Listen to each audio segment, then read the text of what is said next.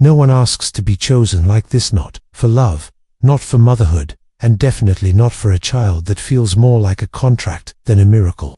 But that's exactly what happened to Amelia Hart the day a billionaire she barely knew handed her a life-changing ultimatum. With a smile, Amelia didn't know it then, but the man who would append her future didn't believe in family, love, or fatherhood. He only believed in one thing: control. But what he didn't know was that Amelia was born to fight back and change everything he thought he knew about life, love, and legacy. Amelia Hart stood in the lobby of a luxury Manhattan hotel, wearing the only tailored blazer she owned and clinging to the fraying edges of her dignity. Her phone buzzed again. It was her landlord for the third time that morning. Final notice: rent due in full, 3-day warning. No exceptions. She sighed and stuffed the phone back into her purse. Her breath trembled slightly as she pressed the elevator button. She hadn't told anyone, not even her best friend, that she'd lost her second job last week. The catering company had cut staff without warning. Nothing personal, they said, but everything felt personal now. She had $38.52 in her account. No plan, no lifeboat, no idea what she was going to do next. But she did have one thing: a mysterious invitation. Amelia Hart. The concierge asked, looking impressed. "That's me," she answered, unsure how her thrift store heels sounded so loud on marble floors. "You're expected in the Sky Garden, penthouse level." She swallowed. Sky Garden. Minutes later, the elevator opened to a view that stole her breath. It wasn't just high, it was heaven. Orchids lined a glass pathway leading to a sunlit terrace. In the center stood a man whose face she recognized instantly: Landon Voss, tech mogul, media recluse, and Forbes' youngest billionaire 3 years running. He was tall, sharply dressed in black, and somehow still looked detached from the opulence around him. "You came," he said simply. Amelia hesitated. "I wasn't exactly in a position to decline." He gave a ghost of a smile. "Good, because what I'm about to ask is unconventional." Landon didn't dance around the subject. "I need a child, an heir, technically, and I've done the math. Dating, marriage, emotion, unpredictable, risky, messy. I want a clean arrangement with someone honest, grounded, and unattached to my world. That's why I chose you." Amelia blinked. "You want what?" "I want you to have my child. Artificially, of course. No romance required. You'll be compensated generously: house, health, and a lifetime trust for the child. You want me to be your surrogate?" Her voice cracked. "No. The child would be yours as much as mine. We would co-parent equally, legally, respectfully. I'm not asking for a vessel, I'm asking for a co-founder in legacy." Amelia stood frozen. Her mind screamed. Her heart pounded. This wasn't just strange, it was surreal, offensive, cold. "And yet, why me?" she asked quietly. Landon paused. "Because I watched your interview last year, the one where you talked about being raised in foster care and still graduating college. You said love isn't something you inherit, it's something you build. That stuck with me." Amelia laughed bitterly. "So you want to build a baby now?" "I want to build a future." That night, Amelia didn't sleep.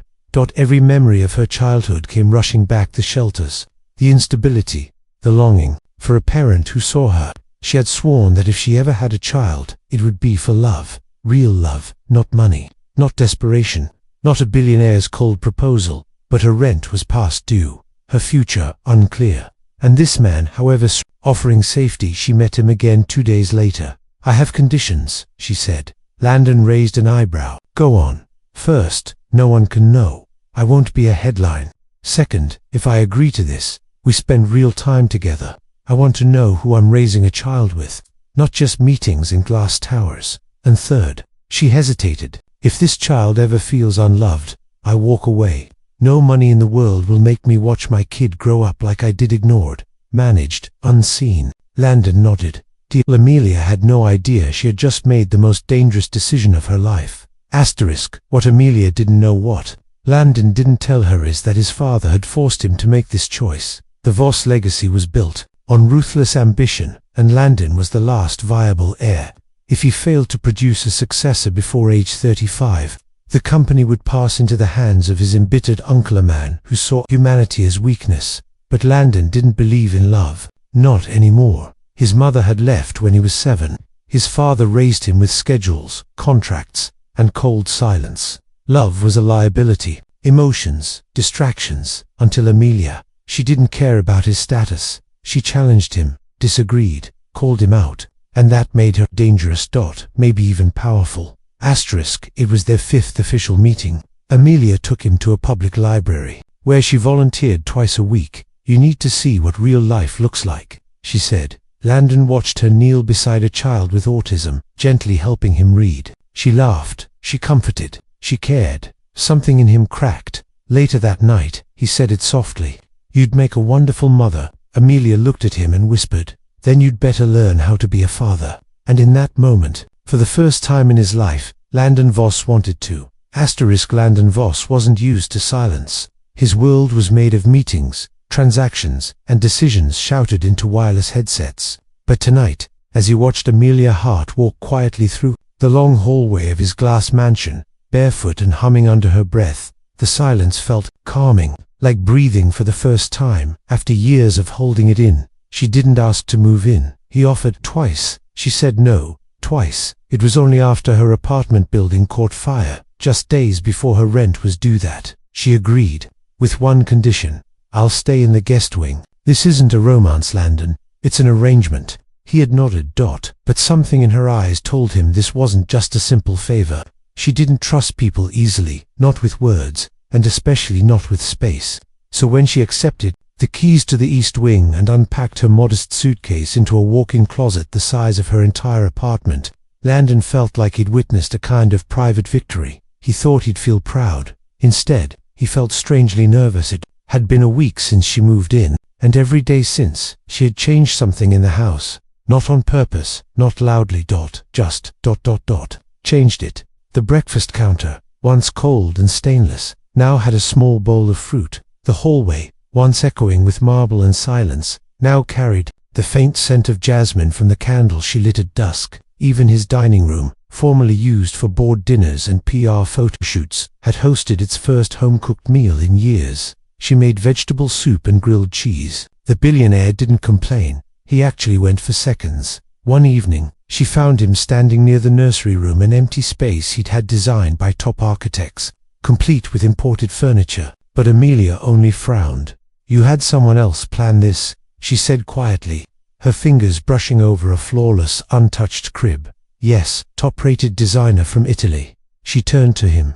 "Did you plan to raise the baby with them too?" Landon didn't answer, not because he didn't want to, but because he didn't know how. She walked out of the room without another word, and that night, he barely slept. 2 days later, when she entered the nursery again, it had changed. The soft creams and silvers were gone. The walls were now pale blue with a mural of clouds and stars. A tiny bookshelf sat in one corner, and a hand-sewn blanket, crafted by a non-profit Amelia had once supported, was draped over the crib. He had listened, and that stunned her more than anything. Still, she didn't say thank you. She only stood in the center of the room and whispered, "This feels like it belongs to a child, not a contract." That was the first compliment Landon had ever wanted to frame. Their routine became something neither expected. Mornings started with separate coffee cups, his black, hers sweet. Afternoons were quieter. She often volunteered at a youth center downtown, while he handled business from his home office. But by evening, they found themselves drifting to the same place, the rooftop garden. No one else came there. Only them. It was Amelia's idea. She said the view reminded her that no matter how high the world took you, the sky never belonged to anyone. And one night, beneath that very sky, she asked him the one question he hadn't prepared for. "What scares you the most about being a father?" He didn't answer at first. His jaw tightened. His eyes searched the skyline for a way out, but she waited and waited. Finally, he said, "Becoming him." She didn't have to ask who. "My father," he clarified anyway. "He saw me as an asset, never a boy, never a person. I was something to mold, use, prepare." Amelia leaned back against the rooftop wall and looked at him. "Then choose differently," she said. "Your child doesn't need a tycoon. They need a dad." He turned to her. "And what about you, Amelia? What scares you most?" She didn't smile. She didn't look away. "Being loved like a responsibility," she said. "I've seen what obligation looks like. I don't want it to wear a suit and call itself family. Something shifted in the air between them that night, like a rope quietly snapping loose from two old anchors. Neither one of them spoke about it, but neither forgot it. Then came the dinner. She was dressed simply, jeans, a soft sweater, hair pinned up, but to Landon, she looked like clarity. That night, he had planned to show her the legal documents, custody clauses, medical care coverage, the works, but she stopped him with a single glance. Tonight, can we just be people? He hesitated, then slid the papers aside. They ate, talked, laughed. Even she told him about her first job at 16, scrubbing dishes in a diner where no one knew her name. He told her about the night he almost sold his company at age 23 just to make his father finally look him in the eye. Amelia shook her head. You're still trying to prove something to a man who never learned how to see you. He looked at her, stunned. You see me? He whispered. Amelia blinked, then looked away. I try. She stood, ready to end the night. But as she turned to leave the room, Landon's voice stopped her. I don't want the child to grow up in a house built on fear. She paused, then faced him. Then build it with hope, she said. But build it with me, not around me. He didn't sleep that night either, because for the first time in years, Landon Voss didn't feel like a billionaire making calculated decisions. He felt like a man who was slowly learning how to care, and it terrified him. But it also thrilled him, because somewhere in that big empty mansion, in the quietest corners of the night, something had begun to grow between them. It wasn't love yet, but it was something just as dangerous: possibility, and possibilities. Once planted, don't die quietly. They bloom, even in the hearts of men who never believed they had won.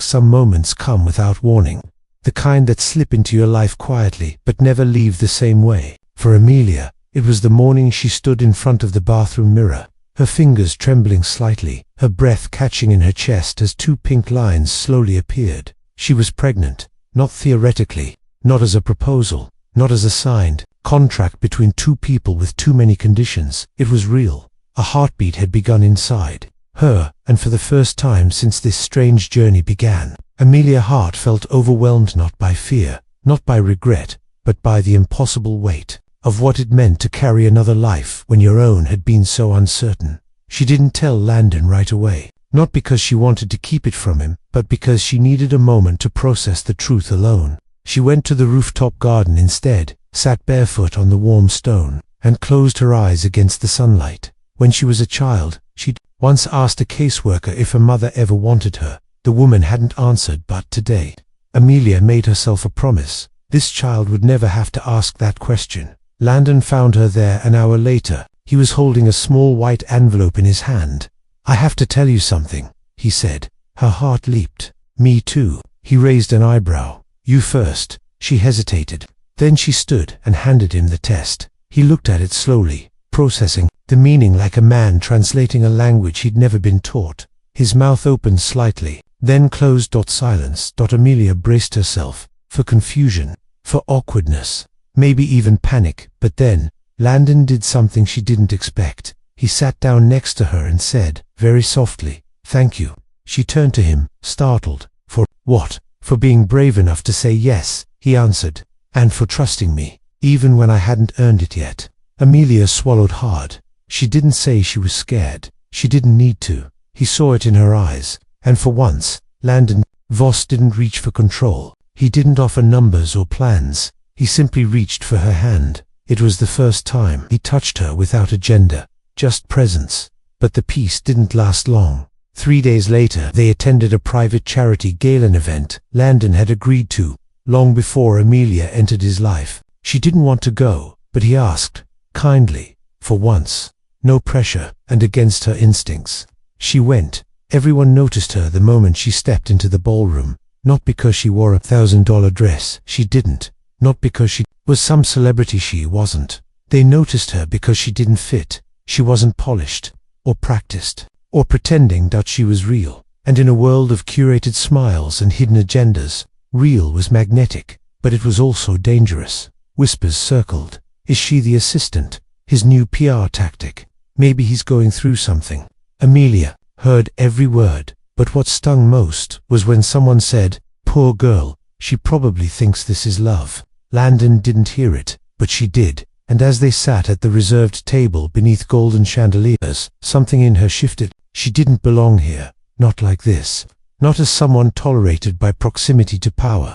She had come into Landon's world, his empire, but none of it felt like hers. That night, after the car dropped them home, she stood in the doorway of the nursery and whispered the thing she had been afraid to say. I don't want to raise a child in a world that pities the mother and doesn't know the father. Landon turned from the hallway, surprised. What do you mean? I mean this arrangement, this house, this plan. It's not enough. I want more, not just for me, for them, for the baby. He stepped forward, confused. What more can I give you, Amelia? You have security, care, options. I don't want options, she said quietly. I want honesty. I want to know who you are when you're not managing your image. I want to know the father my child will look up to. The words landed like stones in still water. She waited, but Landon didn't answer. Not that night. The next morning, she found a letter on the kitchen counter. 3 simple sentences. I never wanted to be a father, because I never had one.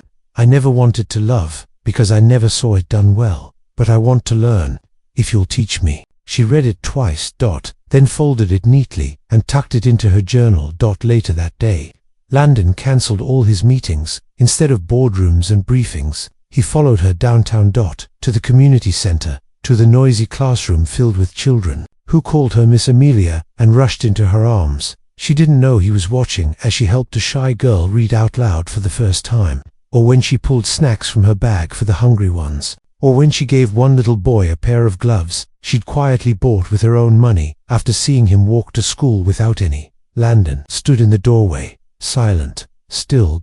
Moved. He had built companies, cities, futures, but nothing he had ever built felt like this. Later that evening, as they sat on a park bench eating ice cream from paper cups, he asked her one question he never thought he would. What kind of father do you think I could be? She looked at him, long and hard, then smiled gently. One who chooses to try, every day. He nodded, then added, almost to himself, I've never had someone believe in me without conditions. Now you do, she said. But not because of money, because I see the man under the fear. That night, something in both of them softened. There were no contracts, no speeches, just 2 people sitting beneath a street lamp, daring to believe that broken stories could still write beautiful chapters. And somewhere inside her, the baby kicked. For the first time, Amelia gasped. Landon's eyes widened. He knelt, instinctively, placing a hand on her stomach. There aflutter, he looked up, speechless. And in that moment, for the first time in his life, he smiled, not because he had control, but because he finally knew what it felt like to be part of something real, and he didn't want to let it go. Everyone said that when a child enters your life, everything changes, but no one warned Amelia Hart that the change would begin long before birth. She felt it with every step, now the gentle weight, the new rhythm of her heart, the way her fingers instinctively moved to rest on her growing stomach whenever silence fell. But the biggest change wasn't in her body, it was in him. Landon Voss, the man who once measured time in spreadsheets and quarterly earnings, had started doing something unexpected. He listened. He asked questions about cravings, about moods, about what it felt like to grow a life from scratch. He read parenting books, awkwardly and out loud, like someone afraid he might pronounce the future wrong. He even joined her in building the nursery with his own hands, ditching designers and hiring local artisans she trusted instead. For a while, it felt like they were becoming something neither of them could define, but neither dared ruin by naming. Until one evening, when the past walked in without knocking. They were in the living room, watching a documentary. She picked some quiet story about a teacher changing lives in a forgotten town when the call came. Landon's phone buzzed once, then again, then didn't stop. He sighed and picked it up, intending to silence it, but froze when he saw the name on the screen. Amelia noticed. What is it? He hesitated. My uncle, he said. He never calls. That name was all it took to chill the air. The same uncle who had once tried to take control of the Voss empire. The same man Landon had kept at bay through careful planning, years of sleepless strategy, and one ironclad inheritance clause, one that required him to have a child before his 35th birthday, and that clause was the reason Amelia was in his life at all. Landon declined the call, but the message came through seconds later. Heard the good news, Can't wait to meet the future. I'll be in New York tomorrow. Amelia saw the color leave Landon's face. What does he want? I don't know, Landon said, standing slowly. But it's never just a visit. The next day was quiet. Too quiet. Landon left early. Meetings, he said. Legal review. But Amelia could feel it. Something in him had shut down. No rooftop moments. No warm glances. Just distance. By evening, he hadn't returned. She waited in the kitchen until midnight, then gave up and went to bed, trying to convince herself it wasn't personal, that old habits die hard, that some men, even the willing ones, take time to face their ghosts. But at 3:12 a.m., she woke to voices. Quiet, urgent. She slipped on a robe and stepped into the hallway, heart pounding. From the top of the stairs, she saw Landon in the study, and across from him his uncle. The man looked older than in the tabloids, but colder too. His smile was practiced. His tone was smooth. So you're really going through with it, he said, sipping something from a crystal glass, creating the illusion of legacy. How quaint. It's not an illusion, Landon said firmly. This child is mine. His uncle raised an eyebrow. Is she under contract? Does she know she's part of a strategy? Landon's jaw tightened. She's not a strategy. She's the reason I even have a future. That moment hit Amelia, harder than she expected, but what came next nearly shattered her. His uncle leaned in, voice colder now. You think the board will accept a story built on sympathy? What happens when the media finds out the child's mother used to serve tables to pay rent? What happens when they drag her through every headline? Landon didn't answer, not right away, and that silence sliced deeper than any insult. Amelia turned before she could hear more. The next morning, she was gone. No dramatic exit. No letter. Just absence. And for Landon, it felt like the walls had collapsed again. He searched everywhere, called, messaged, contacted her friends, the youth center. Nothing. 3 days passed. Then, a postcard, no return address, just 4 lines. You gave me safety, but I need strength. You gave me plans, but I need presence. I believe in you, Landon. But now I need to believe in myself too. Please don't come looking. When I'm ready, I'll come back. He stared at those words like a man drowning just beneath the surface of his own world. And, for the first time since he inherited everything, he realized how much he stood to lose. Not just a child, but a chance to be more than what his last name built. A chance to be someone real, a father, and maybe, someday, something even more. But only if she came back. Only if he was ready. And he wasn't sure if he was. Not yet. But he was willing to become the man she believed he could be, even if it took everything he had. The thing about walking away is that no one ever talks about the silence afterward. Not the noise of the world, but the silence inside the space where a heart used to beat next to someone else's. Amelia Hart hadn't just left a mansion. She had walked away from the first feeling of safety she'd ever known. And it hurt. But sometimes, pain is the only way to prove you're still choosing yourself. She had taken a train to a small town 3 hours north of the city, a place she once volunteered at during college summers. It wasn't fancy. It wasn't warm. But it was quiet. And for now, that was enough. Her hand moved instinctively to her stomach, now noticeably round beneath her coat. The baby kicked gently, as if to remind her, you're not alone. She sat on the edge of the creaky twin bed, in the shelter she once helped paint, where the wallpaper peeled at the edges and the radiator hummed like an old friend. For the first few nights, she just existed. Ate plain meals, walked under cloudy skies, talked to no one. But on the 4th day, she heard it, a girl's voice, crying softly through the thin walls. Then a louder voice, angry, impatient, followed by the sound of a door slamming shut. Amelia rose instinctively. She stepped into the hallway and found her, a teenage girl, barely 16, sitting on the floor outside one of the rooms, hugging her knees. Amelia crouched beside her. You okay? She asked gently. The girl didn't look up. My mum left, she whispered. She said she couldn't do it anymore. That I was too much. Amelia's breath caught. She sat beside her, not saying anything at first, just being there. After a few minutes, the girl turned her face slightly. Are you one of the counselors? Amelia shook her head. No, just someone who's been left behind before. The girl's eyes filled again, but this time, something opened too. You gonna leave? Amelia smiled softly. Not tonight. They sat like that until the hallway lights flickered and the building groaned with winter wind. That was the night Amelia remembered. Why she had once dreamed of becoming a therapist before life got complicated, before money became a wall she couldn't climb, before her heart got wrapped up in the blueprint of someone else's legacy. She applied the next morning to a nearby support program. It wasn't full certification, but it was a start, because maybe the baby didn't just need a strong father. Maybe they needed a whole mother. Back in the city, Landon was drowning. He didn't tell anyone she was gone. He COULDN, single quotes did instead. He threw himself into everything he used to control board meetings, investor calls, expansion plans, but none of it fit anymore. The suits felt stiff, the speeches felt hollow, and the nursery hurt. He stood in it one night, just staring. The cloud mural, the books she'd picked, the blanket she'd folded neatly. At the edge of the crib, every detail whispered her name. His uncle had left the city after sensing he'd done enough damage.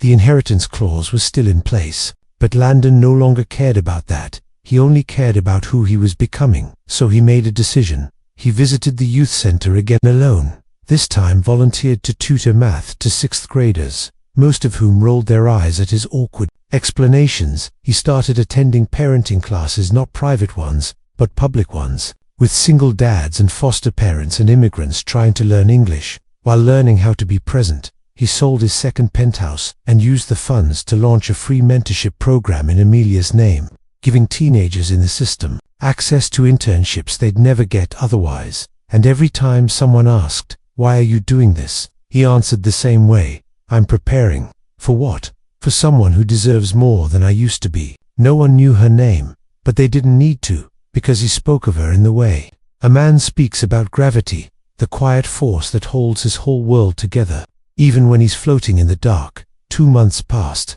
then 3. No word, until one afternoon, just before spring, he got a letter in the mail, handwritten, no return address. Inside were 2 things, a photo of a newborn-sized pair of shoes, knit in soft yellow wool, and a note, "If you've changed, show me. I'm in Stillwater, room 204. We're due in 6 weeks. He read it twice. Then again, the world tilted under him, not in fear, but in hope. For the first time in his life, Landon didn't think about strategy, or optics, or risk. He just moved. He arrived in Stillwater that night, soaked from rain, exhausted, and carrying nothing but the truth. He knocked on room 204, and when Amelia opened the door, she didn't cry. She didn't fall into his arms. She just looked at him, really looked, and whispered, "Are you here for the baby?" He shook his head. "No," he said quietly, "I'm here for us." Amelia blinked, her voice soft and steady. "Then come in. But don't bring your name. Don't bring your empire. Just bring yourself." He stepped inside.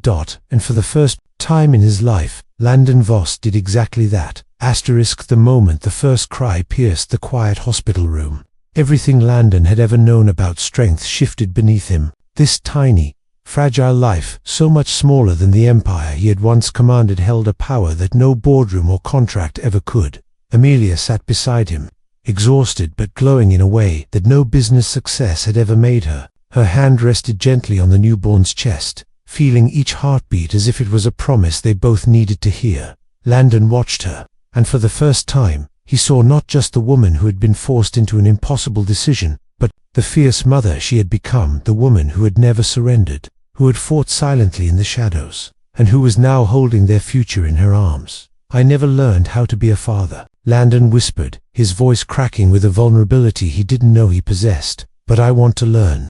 Every day, every moment, with you." Amelia looked up, her eyes shimmering with tears that were not just for the past, but for the hope in the present. "It's not about knowing how, Landon. It's about wanting to try." Together, the days that followed were not easy. Sleepless nights, uncertain steps, and moments of doubt stretched between them like a fragile thread. Yet, each small victory, an unspoken smile, a gentle touch, a shared laugh wove the thread into a lifeline. Landon traded his tailored suits for sweatshirts and late-night lullabies. He learned the language of tiny yawns and quiet cries. And through it all, Amelia never let go of the fierce love that had brought them here, the love that refused to be defined by contracts or fear. One afternoon, As sunlight filtered softly through the nursery window, Landon looked at the sleeping baby, and then at Amelia. "We built something real," he said quietly. "Not a business, not an arrangement, but a family." She smiled,